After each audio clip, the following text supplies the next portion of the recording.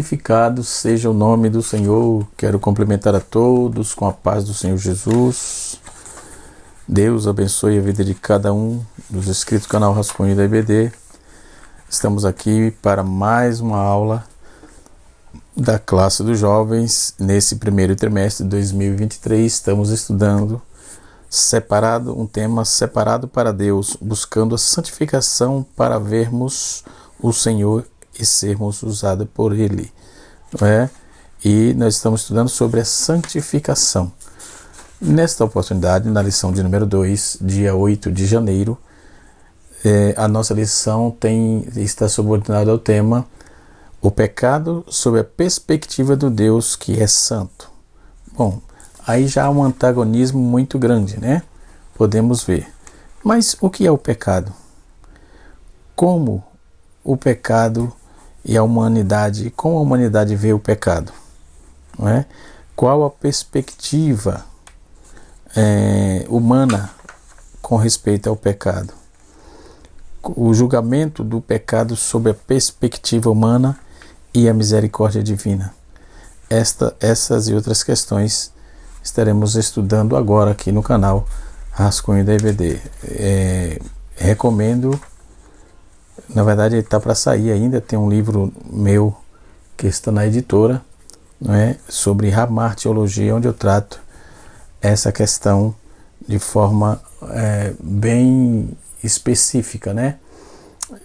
Não estou lidando muito com termos técnicos, termos de teorias agostiniana, de teoria pelagiana, de teorias filosóficas, mas sendo prático, objetivo no quesito a doutrina da hamartiologia, né? E é claro que citamos algumas obras, não é? Precisamos pesquisar, mas estou sendo um pouco mais bem objetivo no que escrevi. Em breve estará aí à disposição, e é dentro desse prisma que vamos trabalhar hoje a nossa aula, né? Aula de número 2, né? E conforme eu já coloquei aqui, aula de número 2, nós vamos observar o pecado propriamente dito, né? Quando vamos ver na nossa revista, o comentarista coloca aqui o pecado sob a perspectiva humana. Ele cita o pecado de Davi, o homem segundo o coração de Deus.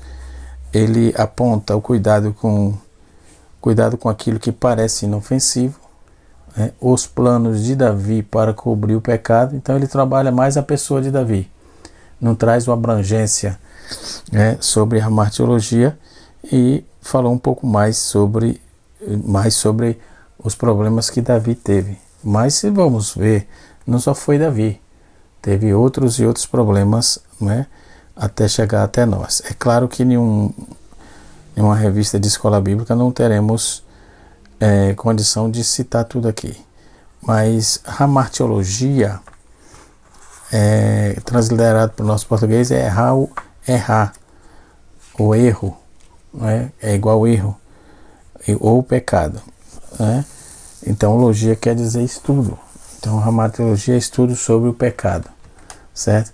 Como sugere aí o próprio nome e a ciência que estuda o pecado, a hamartiologia é que a ciência que estuda o pecado e suas origens, consequências, se preferível estudos, aí nós temos aí sistematizado o tema sobre o pecado. Então a hamartiologia é sistematicamente o estudo sobre o pecado.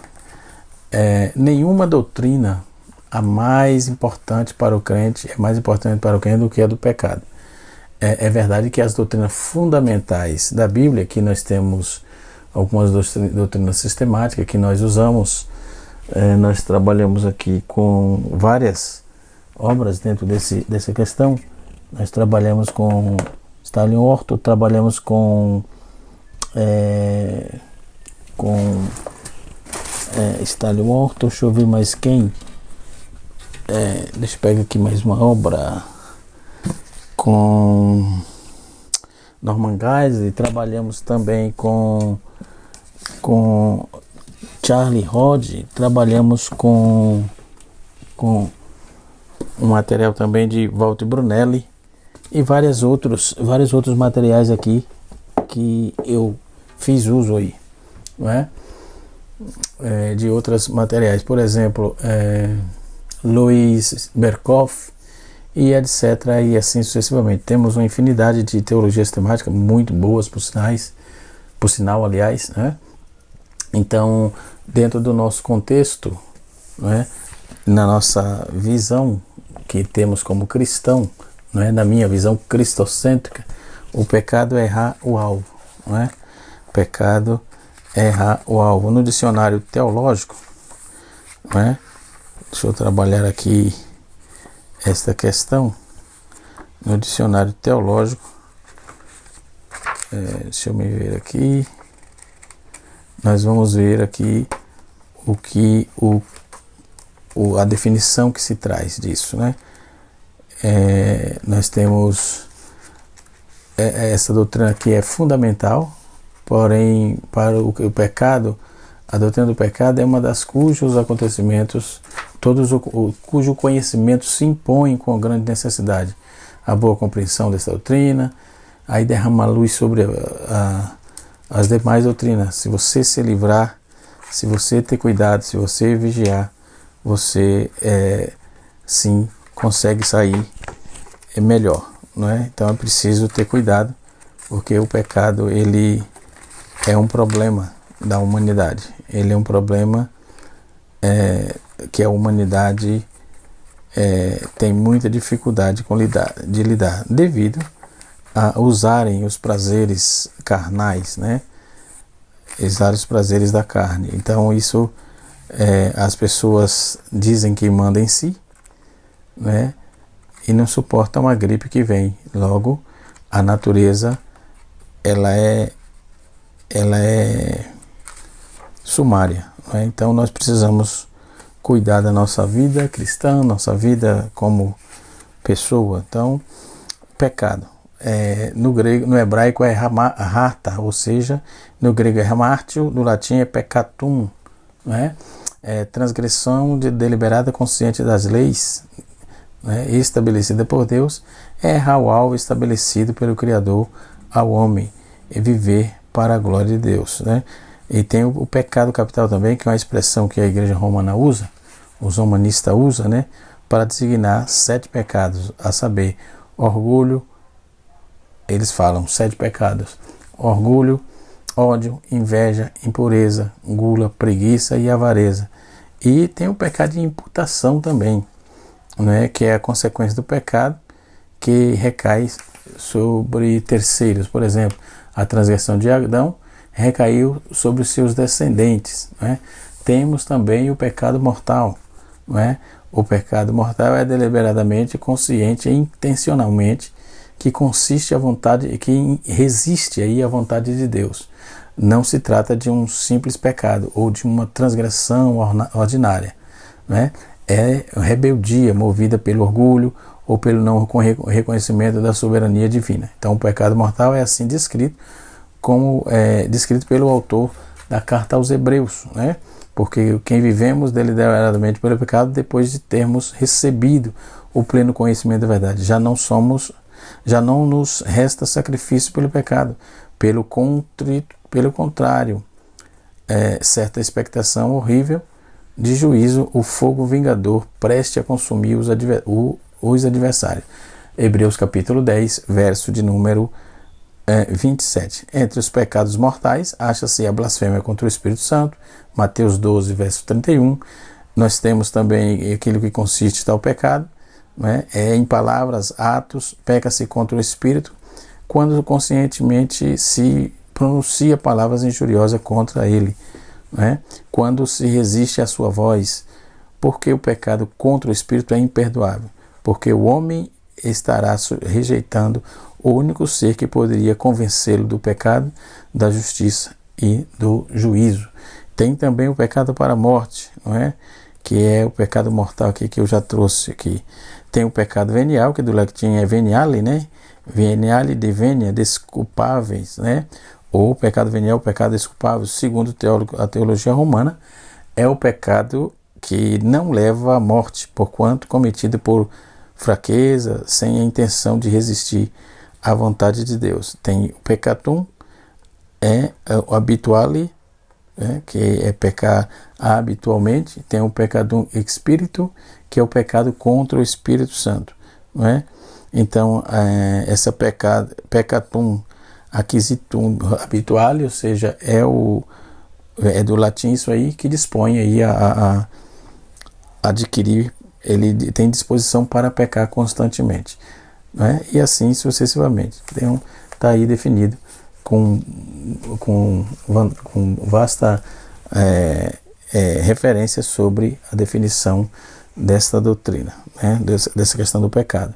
Nós temos aí a ideia de que temos um pecado determina mais ou menos a nossa ideia de salvação, não é? Errar, portanto, na doutrina do pecado, errar também na salvação, não é? Exemplo, pessoa que há pessoas que julgam que o pecado é devido ao meio em que o homem vive, logo melhorando o meio, o pecado desaparece. Isso é um equívoco, não é? Isso é um equívoco, sim. Se assim fosse, os homens necessitariam não de um salvador, mas de um benfeitor, né? O dinheiro, a boa vontade, o local de estar, e poderia salvar a humanidade. Neste caso, sabemos, porém, que não é assim que a Bíblia diz, porque, infelizmente, os ricos não são, em geral, os santos da terra. Todos, se for por ambiente, né, já dizia Livingstone, né, no seu esboço de teologia sistemática, ditado pela Juerp, não é? Ele diz assim: é mister que estudemos bem as Escrituras e nos ensinam sobre, para que vejamos que ela nos ensina sobre este assunto, porque a doutrina que se encontra na Bíblia não só faz justiça a Deus, como também deixa o pecador firme na esperança da salvação. Então ele larga o pecado e se firma na esperança da salvação. Sabemos que essa ideia de estar, que o pecado é questão do ambiente, isto não procede. Cai por terra, literalmente, não se sustenta de pé, né? Se fosse assim, os grandes latifúndios e os grandes empresários seriam os salvadores e seriam os privilegiados, né? E não é assim. Privilegiado é aquele que busca o Senhor e tem consciência de que o seu pecado o leva à morte, não é? Nós temos a consignação de 3 mortes: física, morte eterna e morte espiritual, né? Então o comentarista ele trabalha muito a questão de Davi, sobre o pecado com Betseba, né? A filha de Eliã, neta de Aitofel, né? Que era o principal conselheiro do rei na época, né? Não vamos trabalhar muito dentro desse prisma, porque nós estamos falando da personalidade de Davi, estamos falando do pecado. Algumas dificuldades que vamos encontrar para resistir ao pecado. Primeiro, o pecado como a morte não é um assunto agradável. Ele nos deprime. Nós não gostamos de pensar em que nós mesmos, como pessoas ruins ou más, quase sempre reagimos contra essa forma negativa de olharmos, né? O pecado é visto como um conceito, né? Um conceito simplista, estranho para muitos, né? Isso eu escrevi no meu livro, em breve está aí saindo, né? É estranho para muitos, onde se coloca sobre um homem a culpa de todo o mal que nos aflige. Para a grande maioria dos sociólogos, por exemplo, o mal que nos aflige são atribuídos ao ambiente pernicioso que nos rodeia e não a homens pecadores. Então, isso também é um equívoco grotesco, né? A ideia do pecado como uma força interior, uma condição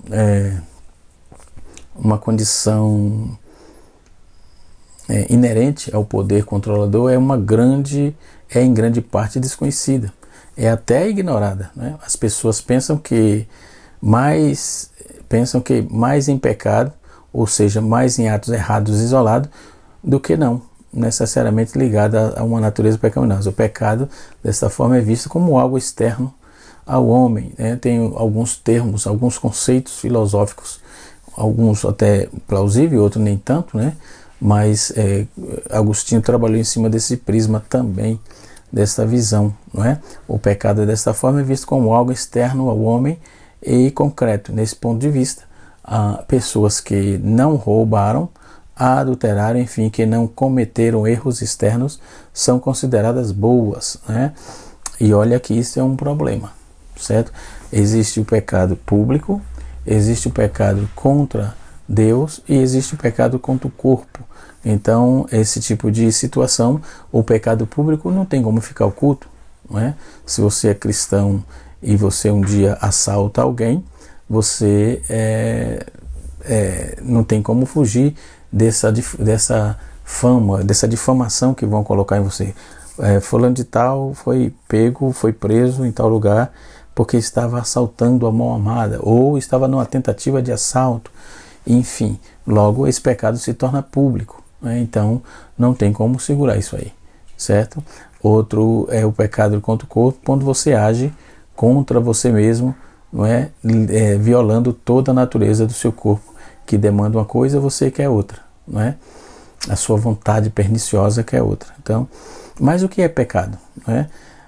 O catecismo maior, que é chamado Catecismo de Westminster, na página 24, né, diz que o pecado é qualquer coerência. Pecado é qualquer coerência de conformidade com ou sem transgressão da lei de Deus, a qualquer lei de Deus, dada como regra para a criatura racional. Em meio a essa efervescência da reforma protestante, veio combater aí a imoralidade existente dentro da igreja, né? E esses catecismos, por exemplo, procurou dar uma resposta simples e uma antiga preocupação aí do homem. Ainda assim, esta qualquer coerência, bem sabemos que ficou sujeita a mais variadas interpretações. Então é um termo muito vago desse catecismo de Westminster, que ficou posto assim. É um termo vago que dá margem para várias interpretações, inclusive de está bem, está tudo bem, não é? E não é bem assim. Por isso, para um protestante, né, a partir do século XV, é a era do pecado gravíssimo. Fazer qualquer tipo de acordo com algo pecador e vice-versa é um negócio totalmente pernicioso. O pentecostalismo veio dar uma visão mais fechada para o pecado, embora já pertencemos ao século passado. Na recente história da nossa igreja, por exemplo, trabalhando aqui a Assembleia de Deus, de onde eu sou oriundo, né?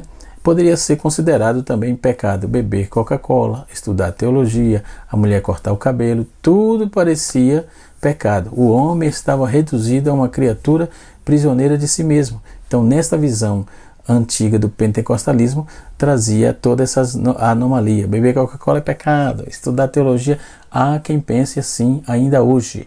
Então, esse tipo de visão, você está pecando contra ti mesmo e trazendo o evangelho por sua conta. O evangelho tem a sua cruz, não a cruz de Cristo, tá certo? Isso aqui é um problema. Tem a cruz de Cristo. Para isso eu te indico um livro, tenho ele até aqui na minha biblioteca, A Cruz de Cristo, de John Stott. Um material interessantíssimo, uma obra fenomenal, né? Que vai te dar uma visão ampla, já que você não consegue trabalhar Coríntios, se você não consegue trabalhar Mateus, se você não consegue trabalhar a visão cristocêntrica da visão da cruz, né? Então tudo isso parecia pecado. O homem estava reduzido a uma criatura prisioneira de si mesmo. Banalizou-se o pecado ao caracterizar uma coisa importante sem importância ao pecado. Por exemplo, Coca-Cola. Qual é o problema de tomar Coca-Cola?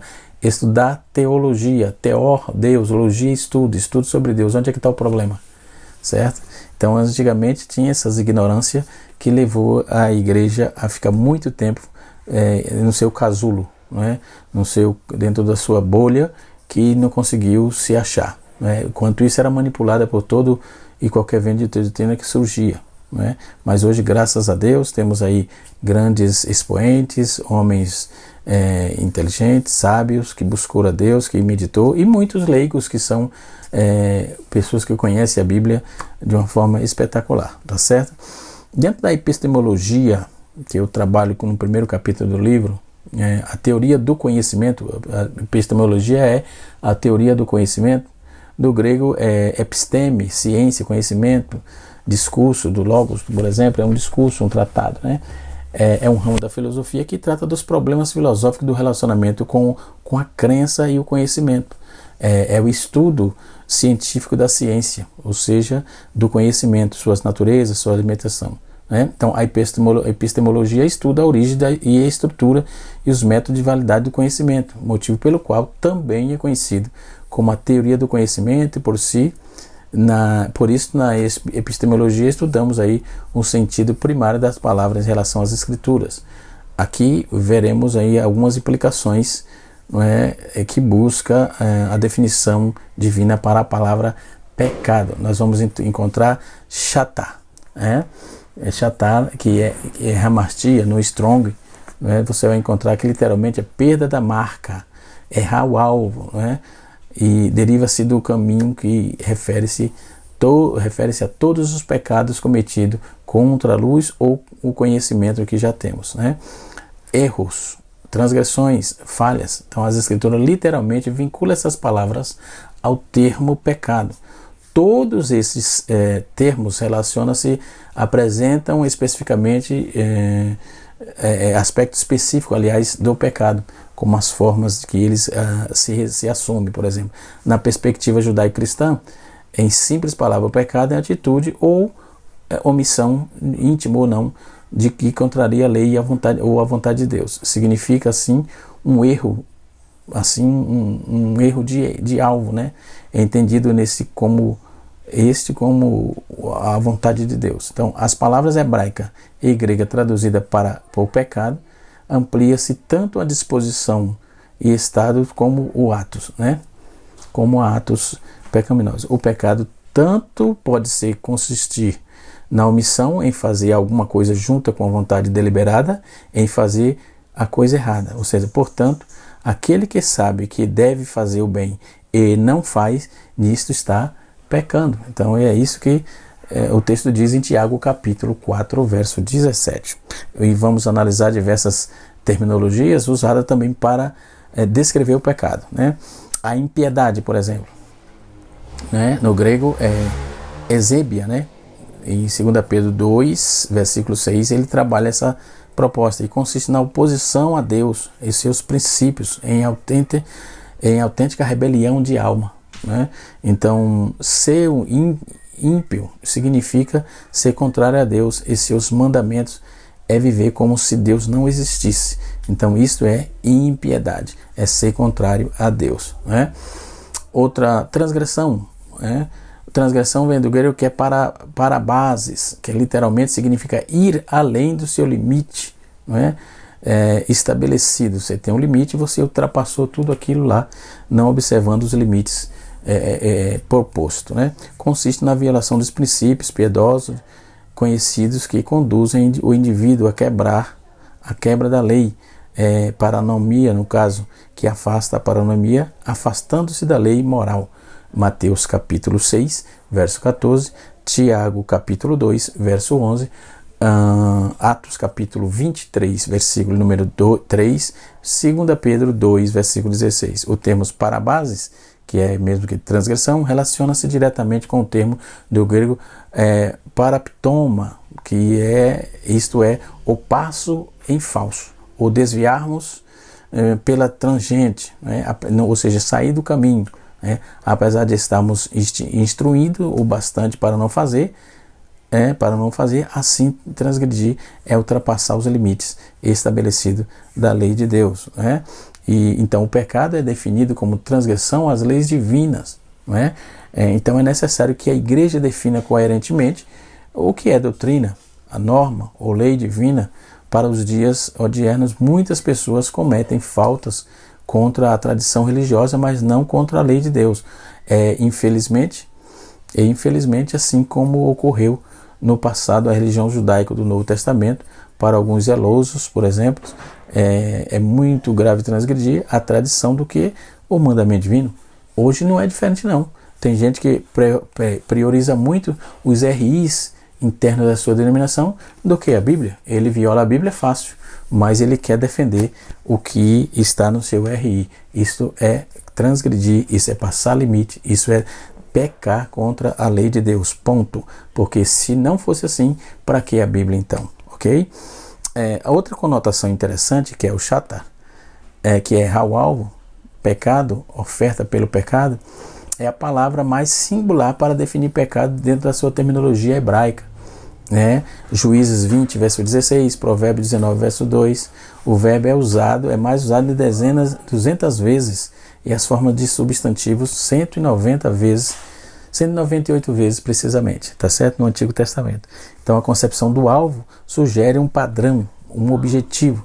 Entre os guerreiros de Benjamim, por exemplo, benjamitas, havia homens que podiam dar tiro de funda no cabelo sem errar, conforme você vê aqui em Juízes capítulo 20, versículo número 16. Assim, usa-se a palavra no sentido de perder uma coisa de valor ou falha na responsabilidade de alcançar um alvo importante.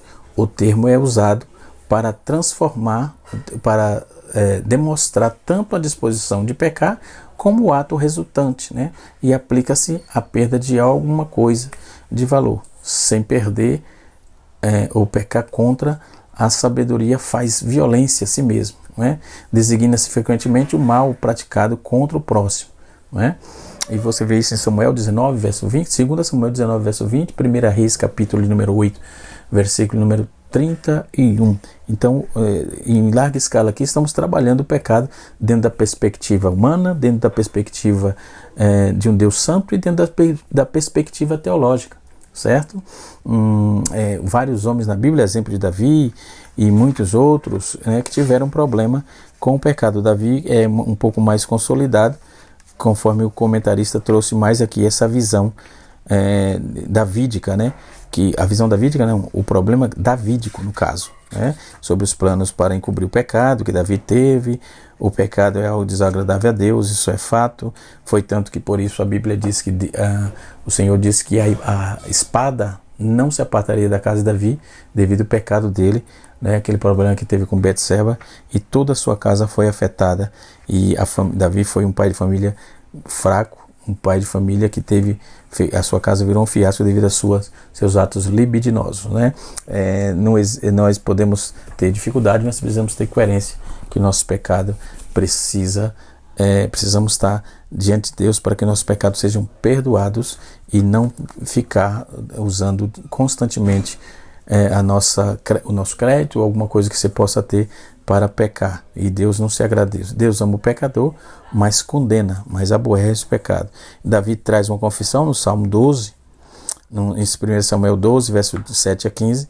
Davi faz uma confissão, ele lembra das suas dívidas com Deus e expõe a sua ingratidão, e começou a trazer toda a questão para si. Isso é muito bom, o arrependimento sincero de Davi. Deus usa de misericórdia para com ele, mas mesmo assim a espada não se apartou dele, porque você pode ter os pecados perdoados, mas os efeitos são danosos, então evite o máximo possível.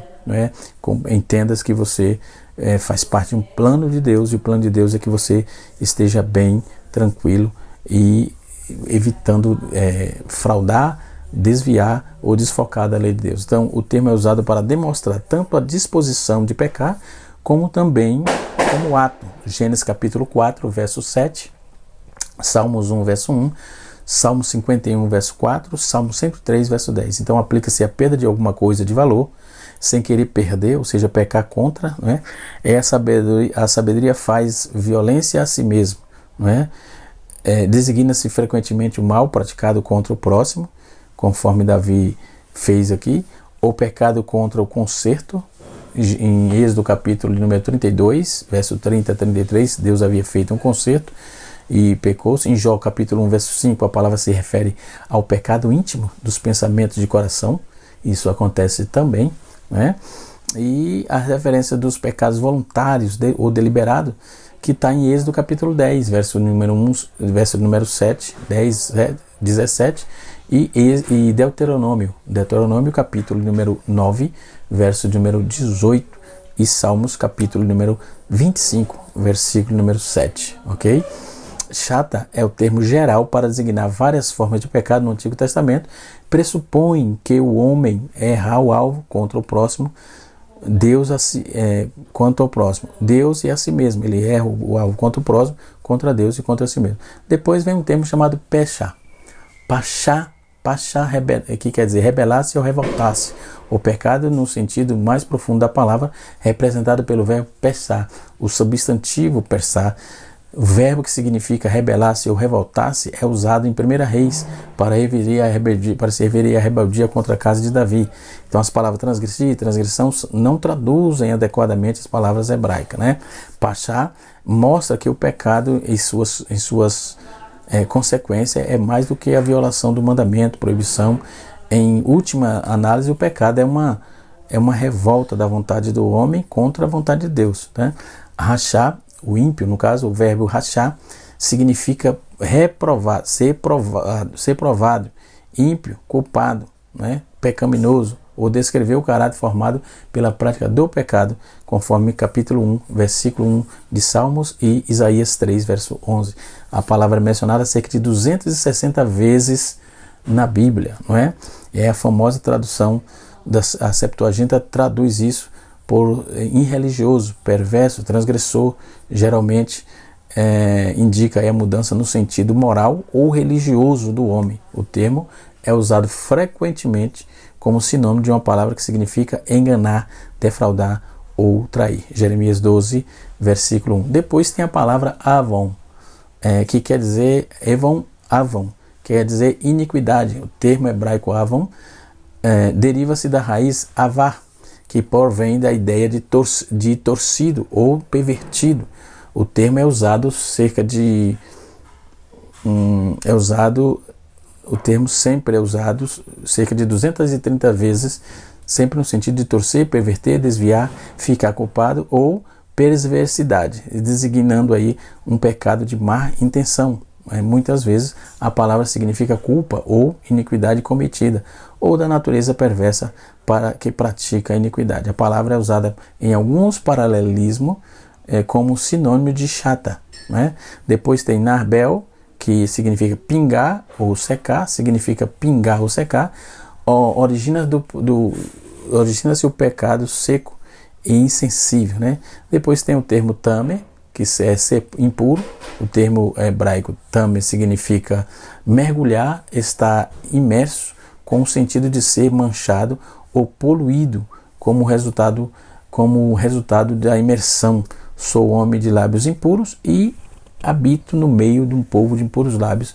Esse texto reflete bem esse termo. Depois tem o Maal, que significa transgredir. O termo Maal envolve a infidelidade, a traição, um ato de ser culpado, de quebrar uma promessa e não cumprir a palavra de Deus, né?